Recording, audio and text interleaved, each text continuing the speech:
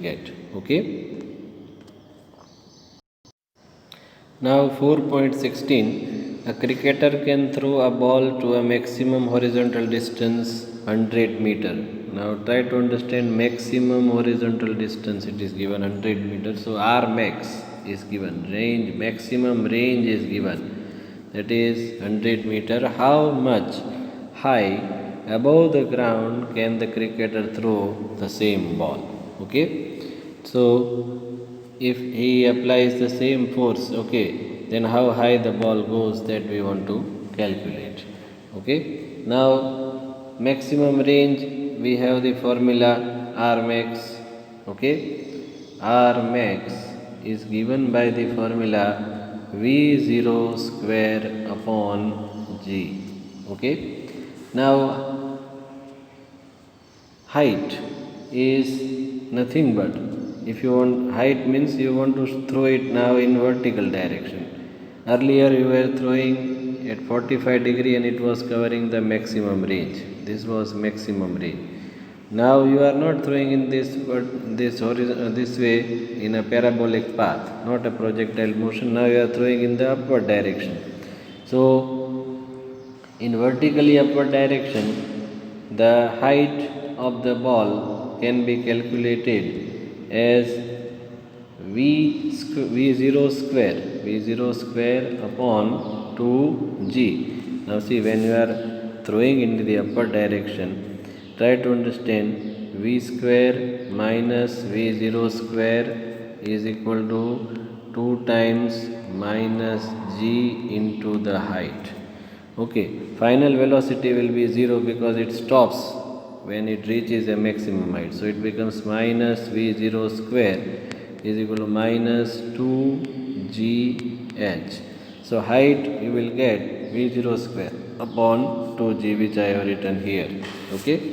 Now V0 square upon G is nothing but R max. So V0 square upon G, we can write R max. So H is equal to R max upon 2 it becomes, and we have the value of R max, that is 100.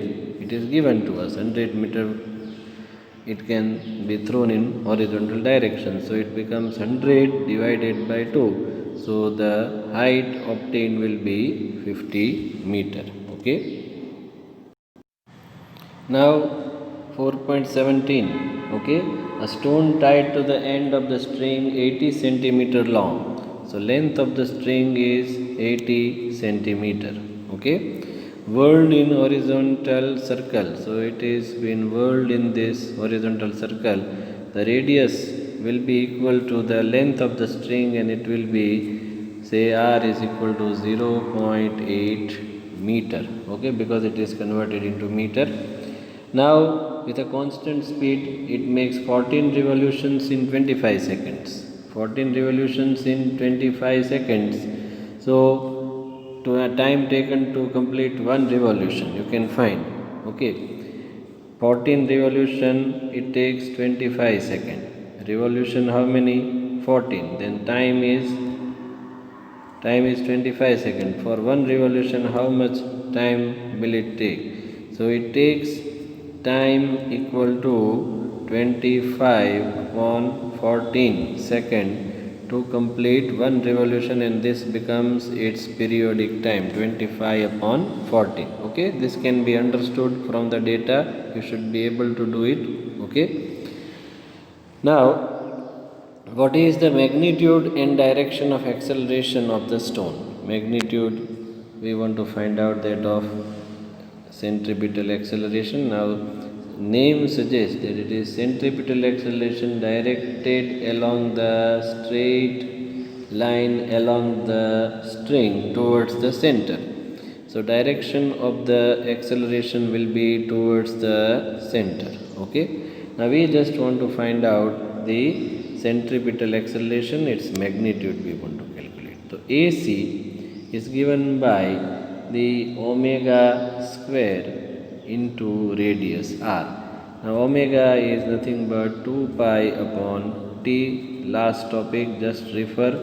Okay, the equations are given. So just we have to write 2 into 3.1 0.14 divided by time period is nothing but 25 upon 14, and square of it multiply by the radius, that is 0.8 meter. And if you simplify this, then approximately 9.9 meter per second square will be the acceleration, and this is directed towards the center of the circle. Okay. Now we have 4.18. An aircraft execute horizontal loop of radius 1 kilometer with a steady speed of 900 kilometer per hour.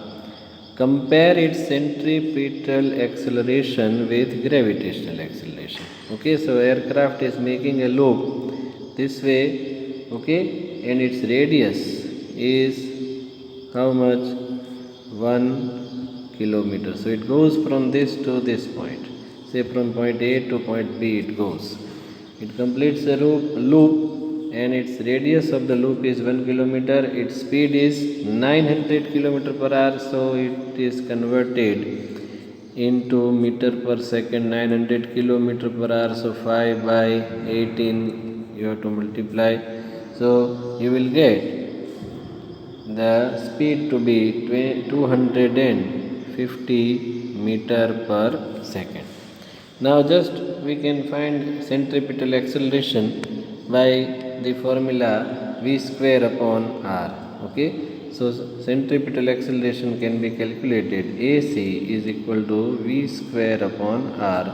So it is 250 square upon radius is 1000 meter. 1 kilometer means 1000 meter. 62.5 meter per second square you will get.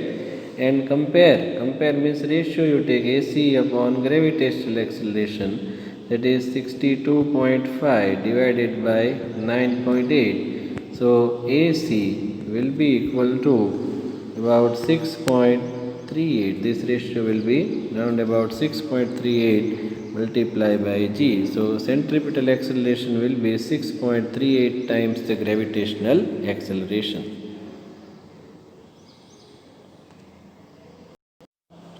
Now numerical number 4.20. Okay, the equation of position of the particle is given, okay, where t is in second and the coefficients have proper units. Okay, now r is in meter. We want to find out velocity, acceleration of the particle, okay, magnitude and direction of the velocity and acceleration at t is equal to 2 seconds. Now see, this can be done easily. First of all, we have the formula for the position of particle. Position of particle is given by 3t I cap minus 2 t square j cap, okay, plus 4 k cap. Now if you take dr by dt, then you will have the velocity. So just we have to take the differentiation. Differentiation of t will be 1, so it becomes 3 I cap minus 2 is taken in the multiple, so minus 2 into 2 will become 4 t j cap, and the value of, or rather differentiation of 4 will become 0. So this is 3 I cap minus 4 t j cap meter per second is the equation of velocity. Now you want to find out the acceleration also. So acceleration can be dv by dt.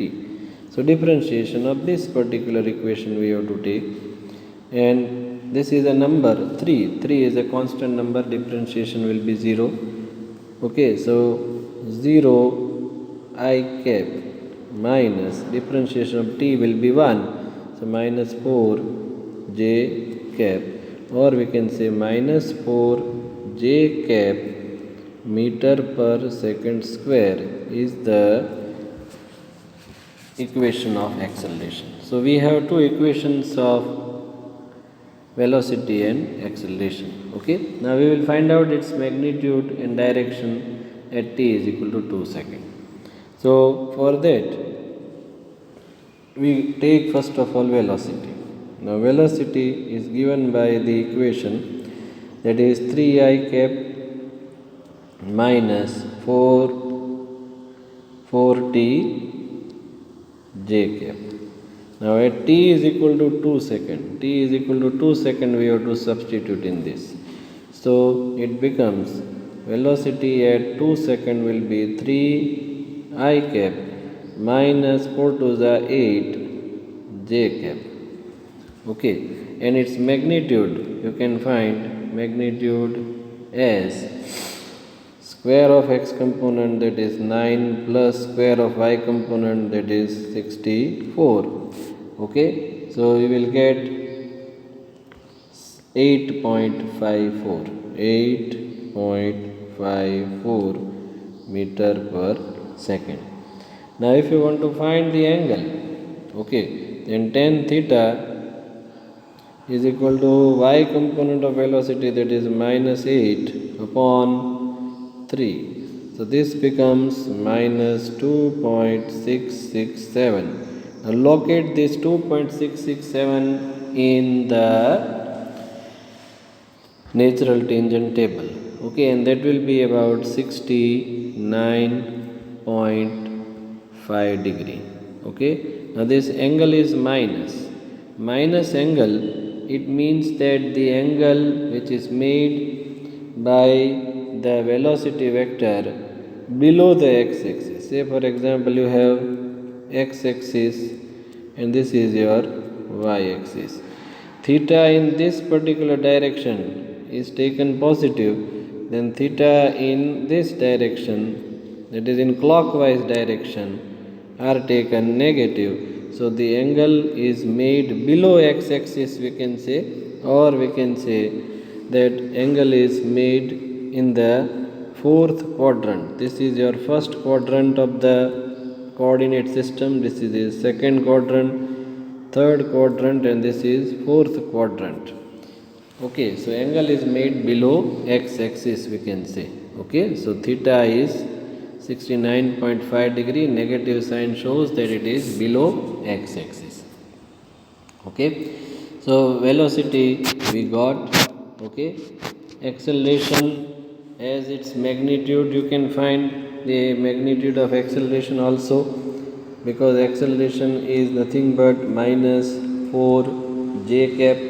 So square of only y component you have to take minus 4 square, then it becomes positive 16. So its magnitude will be 4 meter per second square, and it is in negative y direction, because it is having minus j cap. Minus j cap means it is in negative y direction. It is positive j cap means in y direction. Right now it is only having j cap, so it is in y direction but in negative y direction.